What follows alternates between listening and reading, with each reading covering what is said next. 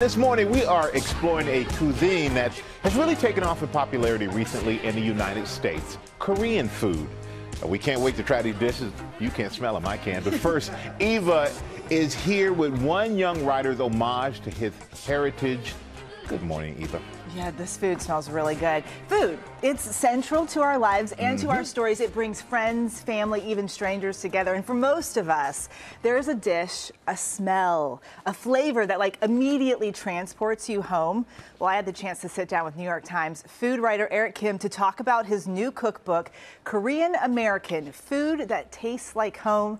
So, of course, we had to eat. Good excuse to eat. There is nothing quite like a table full of food to make you feel at home. This doesn't taste like restaurant food to me, it's like home food. On the table of Eric Kim's favorite Korean restaurant in New York City, Chodang-gol, more food than two people could ever eat in one sitting. I judge a Korean place based on their kimchi. Yeah, there's something about also slow fermenting it, like if you really take your time, which restaurants often don't have time to do. We can't help but laugh about how comfortable, but still bad we both are at eating with chopsticks. You're like, I've only been eating with chopsticks my whole life. I'm actually really bad at chopsticks. So am I. But that's so good. I'm excited for you to taste that. You know, something my mom does when you're eating communally like this, you flip the chopsticks like that, and then you like go, it's a real mom move. In the last decade, Korean cuisine has exploded onto the mainstream.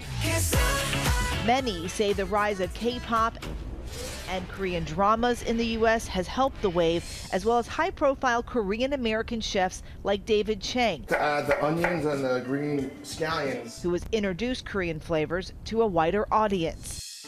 Now, Eric Kim honoring his childhood and his family with his first cookbook.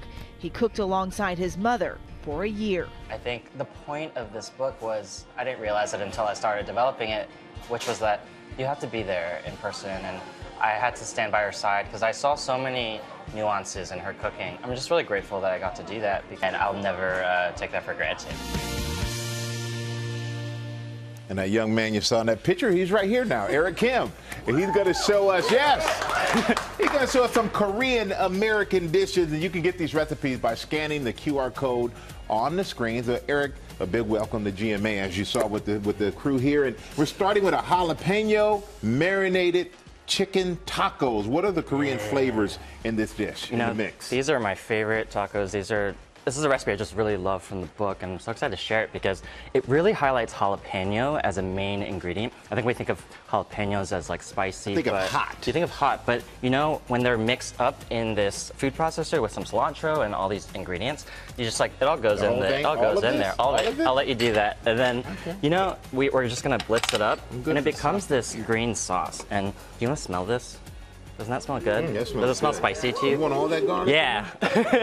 We like the garlic. No, we don't want all this in there. No, you do. So, okay, the sugar is gonna caramelize the chicken a little bit.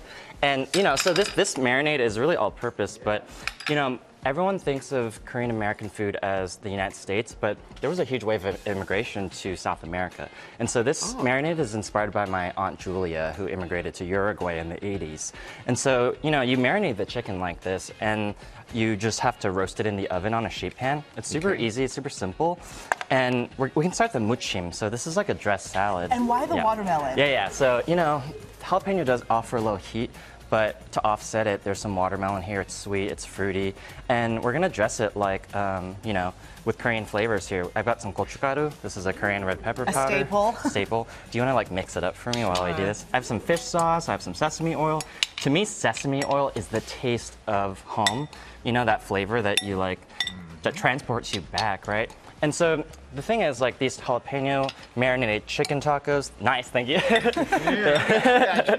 They also, you know, pair really well with this Korean thing, which is a watermelon muchim. And then we can just like start building it if we want. But what I really wanted with Korean American in my book to explain to people and to describe is that there are many, many ways to be Korean, right?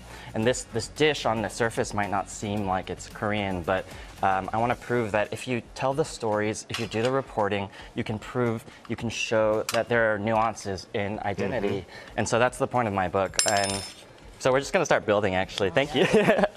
And so you heavy only meat. Keep on tell us about the book. You just Keep need on a going. couple of pieces of chicken, and I'll give you some this watermelon muchim, which kind of acts as the salsa component, but it's super refreshing. And I just want you to take a bite because it's really surprisingly balanced. It's not that hot. And I'm scared of hot, so I'm going to be honest about that. No, you'll be great. But you're gonna I'm not scared of food. That's all I know. I'll be honest about that. It's really good. you're gonna taste the jalapeno flavor front and center. You know, you know, for dessert. Are you guys hungry for dessert? Oh, Oh, that's yes. You didn't bring us something, you know us, but you brought us something sweet. We've got a black sesame rice cake. It's super chewy. It happens to be gluten-free just because it's rice flour, mochiko flour. And it's incredible how it just like comes together like this. If you see the crumb on it, it's super like dense and chewy, kind of like tok, which is a Korean rice cake. Anyway, I think I this. guess we got I know, we must try it. Please do. And black sesame rice cake. yeah, I love the black sesame. It's nutty. It really just like offers the bitterness that balances the sweet. So it's really not too sweet, and that's why I like this cake. A lot of people really like this cake. What I love about your book is there's a lot of stories in there. One of the lines you wrote about was trying to get these recipes from your mom, how difficult some of that oh my God. was. Yeah, How did yeah, you, yeah. what was the description about a tiger? It's like trying to pull teeth out of a tiger's mouth. Getting a recipe out of my mother's kind of like that. If my mom's watching, I'm sorry, but it's true. I don't know. She didn't want to give it up? No, it's that. Yeah, it's kind of like it takes a while to get that, you know, story out of her. And that's the thesis of this book. I really want people to write down their family recipes before it's too late. I think that's what really counts right now, and what's really important. So. Yeah, well, my family recipe, a little bit of that. I don't think anything is measured. Yeah, exactly. So that approximating that flavor through recipes is, it's a really difficult thing, but so worth doing. And that's what this book, Korean American, does. Well, Eric, thank you so much.